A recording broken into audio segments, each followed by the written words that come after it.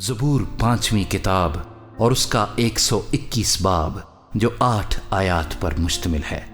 میں اپنی آنکھیں پہاڑوں کی طرف اٹھاؤں گا، میری کمک کہاں سے آئے گی؟